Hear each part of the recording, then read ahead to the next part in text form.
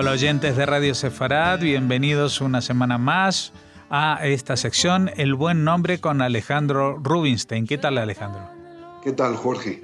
Bueno, ya saben que venimos hablando ya de varias entregas sobre nombres que se usan o no se usan tanto, pero que han correspondido a profetas, menores o mayores según la catalogación, según el tamaño del libro que tengan en la Biblia, pero no quiere decir eso que sean menores o mayores en su importancia, sus profecías.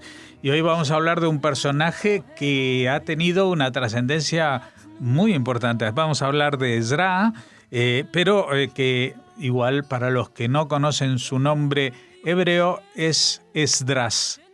Efectivamente, Jorge, estamos hablando de un profeta que realmente se considera como uno de los más grandes del pueblo de Israel. Nacido en el siglo V antes de la era común, se trata de un sacerdote o coanita, un escriba y una autoridad en el conocimiento de la Torá. Se puede decir, sin duda equivocarse, que este personaje fue uno de los más influyentes líderes religiosos en la historia del pueblo judío. Su padre, Serayá, era un descendiente de Eleazar, quien fuera hijo de Aarón, y por tanto se ratifica su linaje sacerdotal. Pues bien, es a la antigua usanza del Medio Oriente en donde se consideran las épocas según las cadencias en el reinado de cada gobernante.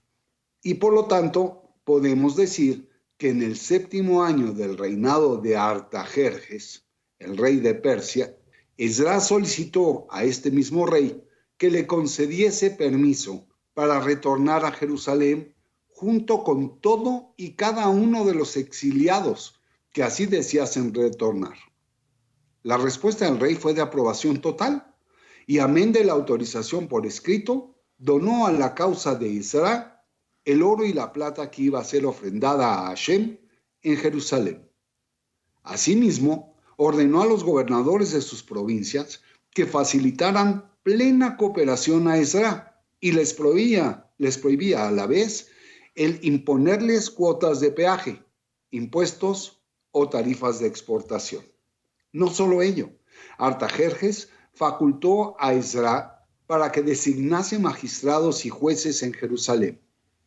Ante un escenario tan favorable, Ezra salió de Persia con apenas unos millones de hombres, y al hacer un recuento de sus seguidores, unos millares de hombres, hay que ser claros porque no es lo mismo millares que millones. No es tan poco.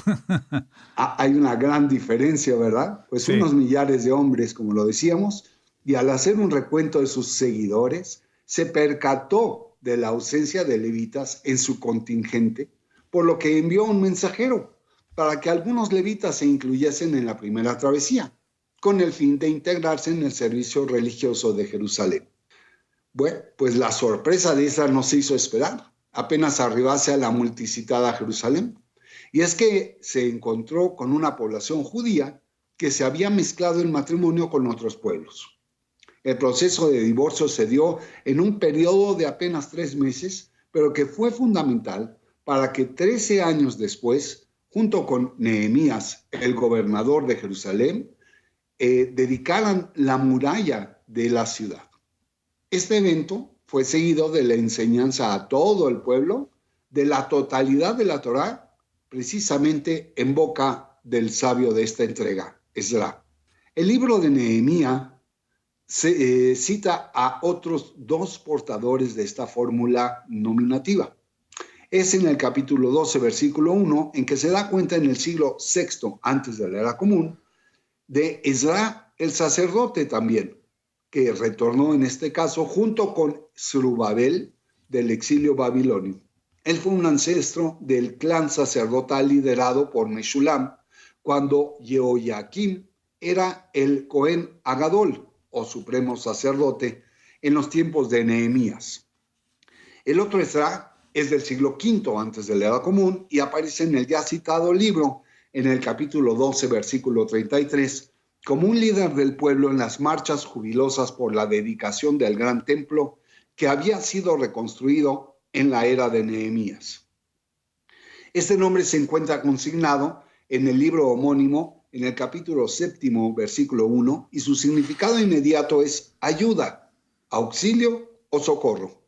En nuestro idioma español se le conoce como Esdras, como acertadamente lo comentabas, Jorge, y resulta ser un nombre altamente común en las comunidades protestantes de los Estados Unidos, pero en la fórmula original de Ezra. Un dato curioso a compartir es que los yemenitas nunca emplean este nombre a sus hijos, ya que cuando el profeta en estudio regresó a Jerusalén, no quiso que ellos, los yemenitas, acompañaran a la ya comentada caravana. La gematria de este nombre es de 278, ya que el apelativo se conforma de 4 letras, a saber, Ain, que es igual a 70, Zain a 7, Reish le corresponde el número 200 y finalmente Aleph con el 1. Entonces, es propio decir que estas expresiones le son naturales, pues gozan del mismo valor numérico. Jukeja lamdeini, enséñame tus normas, tus leyes.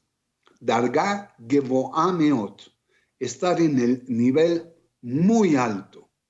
Giborei Aumá, los fuertes, los poderosos del pueblo. Elehem Jukei Ahaim, estas son las normas de vida. Y que Gadol Ador, como el grande de una generación.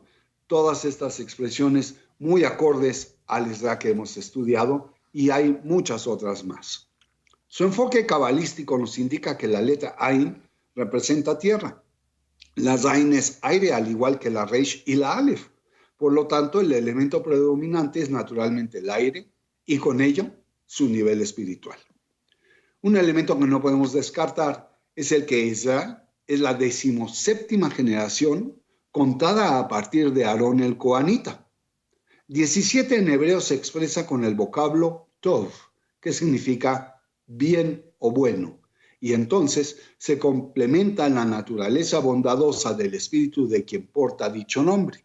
Y ahora corresponde naturalmente a que hablemos de la popularidad de este nombre, que por razones de que se convirtió en un nombre propio en el mundo de habla inglesa durante la Reforma Protestante, lo encontramos principalmente asentado en los países que efectivamente son anglosajones. En el caso de Canadá, apenas empieza a descollar el empleo de este nombre. No así en Inglaterra y Gales, donde ya es un uso muy, muy alto. En Francia, que no hablan inglés y que hay algo de protestantismo, también tiene un poco de uso esta fórmula nominativa. Sin embargo, países como Holanda o Nueva Zelanda tienen un alto empleo y al igual que Irlanda del Norte.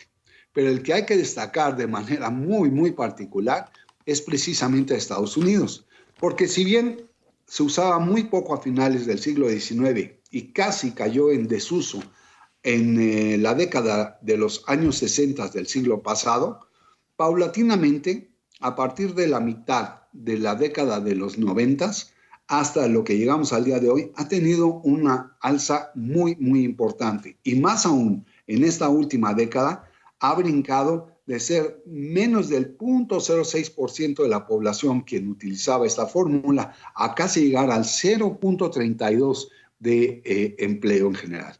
Esto hace que realmente tenga una tendencia al incremento constante y por eso la gente piensa que es un buen nombre y obviamente que es masculino, clásico, maduro y formal, correspondiente más bien a la clase alta. Y es un nombre algo rústico, pleno, fuerte, refinado, extraño. A la vez también consideran que es simple, serio y naturalmente también es algo intelectual. Bueno, pues si su uso en la geografía histórica lo queremos ubicar, sucedió más que nada el empleo fuerte de este nombre en la Edad Media en el Medio Oriente, también en España y en el sur de Francia, y se asentó de manera muy central en la comunidad sefaradí, pues casi no hay ashkenazitas que empleen este nombre.